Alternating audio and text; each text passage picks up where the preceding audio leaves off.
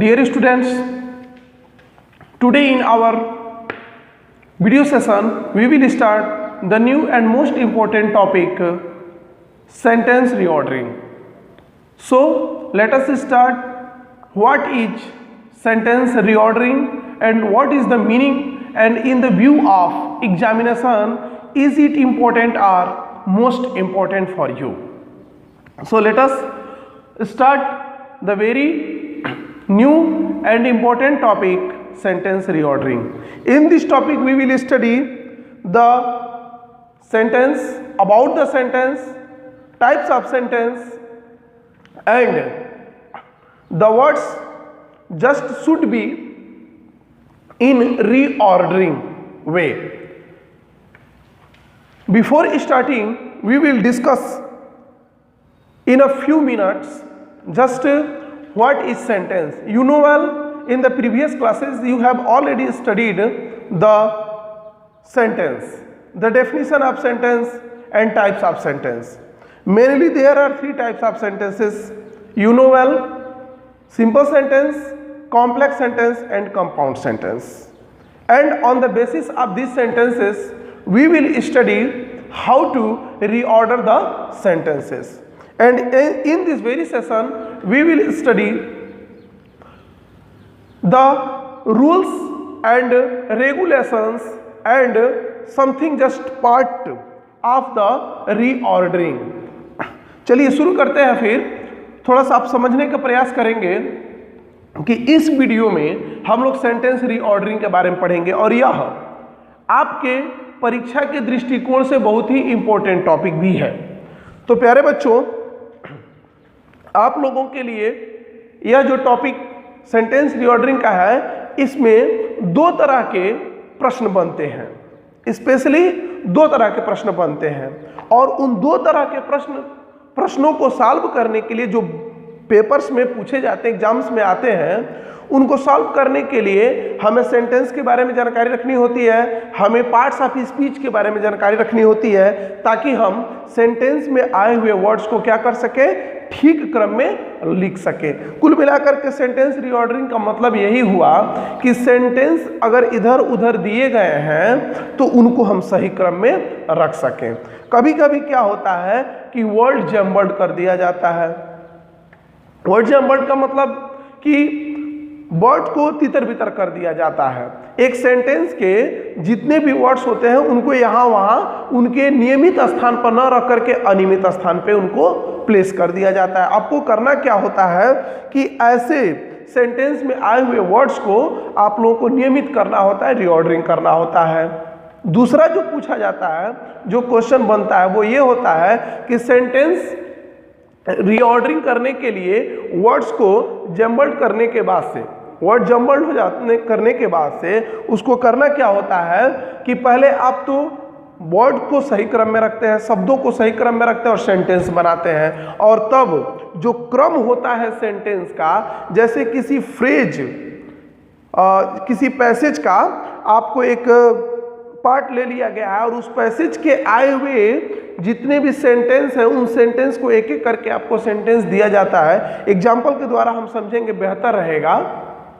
तो सबसे पहले हम लोग यह जान लें कि सेंटेंस रीऑर्डरिंग क्या है।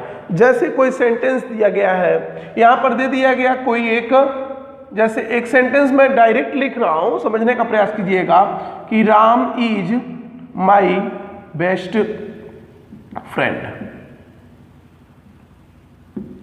Ram is my best friend, यहाँ फुल स्टॉप पे नहीं है। चलिए इसको सेंटेंस को, चूंकि एक सेंटेंस है, he always helps me, I always help him, we both never fight dot. इस तरह से तमाम सेंटेंस दिए गए हैं। इस तरह से आप लोगों को तमाम सेंटेंस दिए जाते हैं, 4-5 सेंटेंस दे दिए जाते हैं एग्जाम्स में। अब करता क्या है इस सेंटेंस में कि कभी कभी तो सेंटेंस में इंडिविजुअल सेंटेंस होती है, एक सेंटेंस होगा, ये दूसरा सेंटेंस होगा, ये तीसरा सेंटेंस होगा, ये चौथा होगा, और चारों पांचों जितने भी सेंटेंस दिए गए हैं वह एक दूसरे से रिलेटेड नहीं होते हैं। ये पहला प्रकार होता है, फर्स्ट टाइप का ये क्वेश्चन होता है।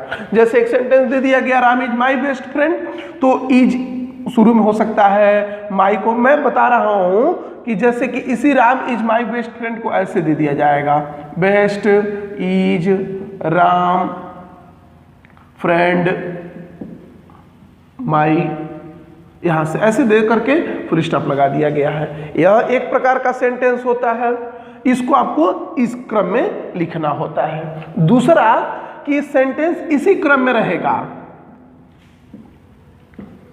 स्लैश करके इसी क्रम में रहेगा, लेकिन यह जितने भी सेंटेंस होंगे वह सभी के सभी सेंटेंस एक दूसरे से रिलेटेड होते हैं।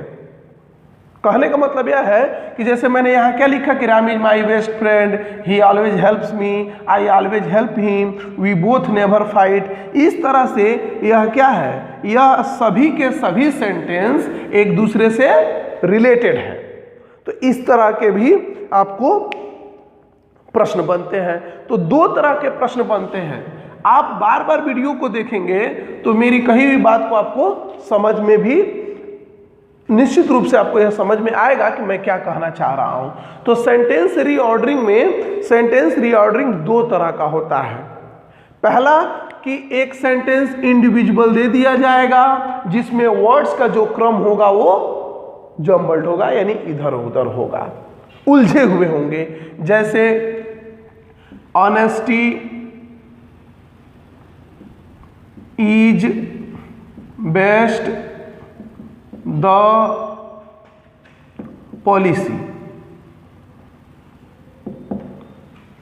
मान लीजिए एक सेंटेंस दिया गया है, तो ऐसे सेंटेंस दे दिया गया, यह एक इंडिविजुअल सेंटेंस है, यह पहला प्रकार है, यह एक इंडिविजुअल सेंटेंस है। इसको आपको सही करना होगा और अपने जो भी आंसर शीट है उसमें लिखना होता है। तो honesty is best the policy लिखा हुआ है, क्या इसको हम सही करेंगे तो ऐसे ही रहेगा? नहीं, लिखेंगे क्या, honesty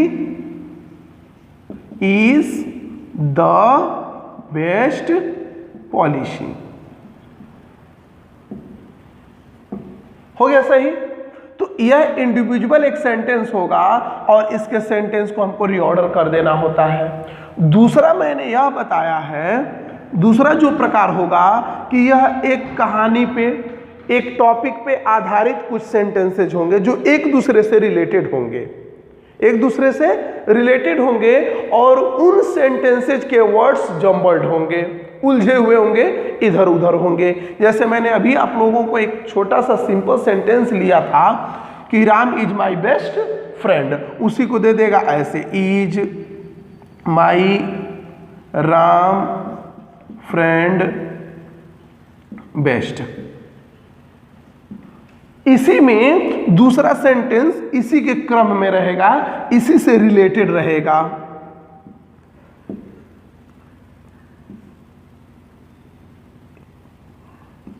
He helps always me। फिर तीसरा भी सेंटेंस इसी से रिलेटेड रहेगा और इसके जो भी शब्द होंगे इन सेंटेंसेज के वह जम्बल्ड होंगे। तो सबसे पहले आप लोगों को क्या करना होगा कि इन सेंटेंसेज के वर्ड्स को क्रम में लिखना होगा, क्रम में रख करके दूसरे सेंटेंस के भी वर्ड्स को क्रम में रख करके और सेंटेंस को रीऑर्डर करना होता है, सही क्रम में रखना होता है। बात समझ में आ रही होगी? तो तीसरा मान लीजिए आ गया, हेल्प ऑलवेज आई हिम। इस तरह से चौथा sentence, never both we fight. अब क्या दिखाई देगा आप लोगों को कि ये सेंटेंस सभी के सभी सेंटेंस, पहला, दूसरा, तीसरा, चौथा या अन्य जितने भी सेंटेंस दिए जाएंगे वह सेंटेंस एक दूसरे से क्या होंगे, रिलेटेड होंगे और इनके वर्ड्स को सही क्रम में रखते हुए इन सेंटेंसेस को क्या करना होगा, रीऑर्डरिंग करना होगा। तो प्यारे बच्चों, इस चीज को ध्यान में रखना होगा कि परीक्षा में दो तरह के इस तरह के प्रश्न पूछे जाते हैं। पहला कि सेंटेंस रीऑर्डरिंग के अकॉर्डिंग आपको वर्ड्स को रीऑर्डर तो करना ही करना है ताकि वे सही क्रम में आकर के एक मीनिंगफुल सेंटेंस बनाएं, और इंडिविजुअली हो सकते हैं या फिर दूसरा प्रकार जो होगा वह जो वर्ड्स का जम्बलिंग होगा वह तो होगा ही, लेकिन जितने भी सेंटेंस होंगे वह एक दूसरे से क्या होंगे, रिलेटेड होंगे। तो इन्हीं विषयों पर हम लोगों को आगे पढ़ना है और इसके लिए हम लोगों को रूल्स को जानना है, रेगुलेशंस को जानना है और सिंपल सेंटेंसेस, कॉम्प्लेक्स सेंटेंसेस और कंपाउंड सेंटेंसेस की जो पार्ट्स हैं और उनको लिखते कैसे हैं उनको हम लोग इस सेशन में जानेंगे। तो प्यारे बच्चों, हम शुरू करते हैं सबसे पहले कि ऐसे सेंटेंस में जिन्हें हमें क्या करना है, रीऑर्डरिंग करना है, फ्रेम करेक्ट करना है, इनमें आए हुए वर्ड्स को जानना जरूरी है। यानी पार्ट्स ऑफ स्पीच के बारे में हमारी जानकारी अच्छी होनी चाहिए। तो आप पार्ट्स ऑफ स्पीच के लिए आप प्रीवियस क्लासेस में जो नाउन, प्रोनाउन, एडजेक्टिव, वर्ब्स वगैरह जो भी वर्ड्स पार्ट्स ऑफ स्पीच पढ़े हैं उनको अच्छे से आप लोग एक बार रिवाइज कर लेंगे।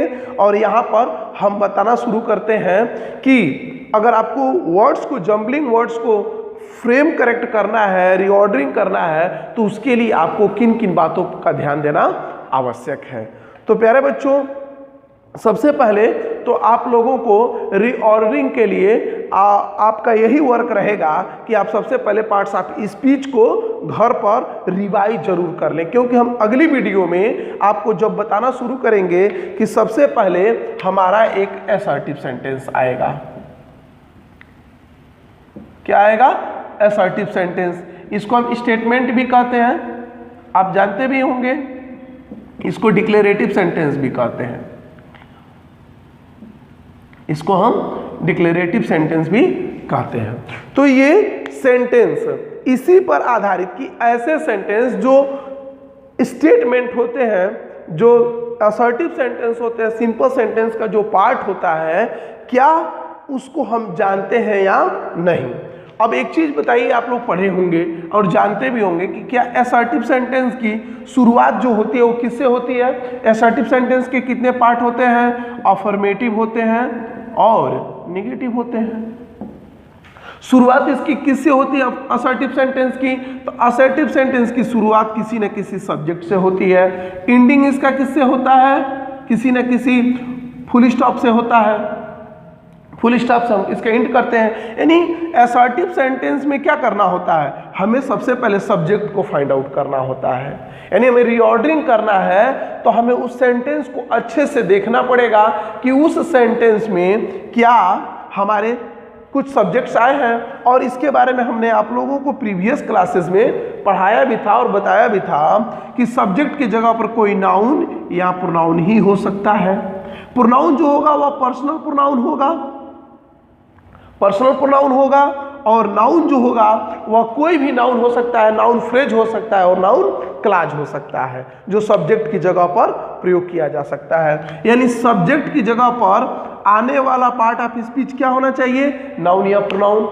अब इसी के बारे में हम लोग डिटेल में स्टडी करेंगे, लेकिन इससे पहले आप लोग क्या करेंगे? सभी पार्ट्स ऑफ स्पीच को एक बार रिवाइज जरूर करेंगे, ताकि हम लोग अगली वीडियो में एक एक करके असर्टिव सेंटेंस को लिखते समय किन किन बातों का ध्यान रखना चाहिए, और तब जम्बलिंग वर्ड्स को रीऑर्डरिंग करने में हमें कोई समस्या नहीं होगी।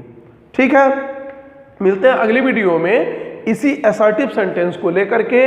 असर्टिव सेंटेंस को अच्छे से समझेंगे हम लोग कि असर्टिव सेंटेंस को कैसे लिखेंगे, और असर्टिव सेंटेंस में जो सब्जेक्ट आता है उसकी शुरुआत कैसे करेंगे।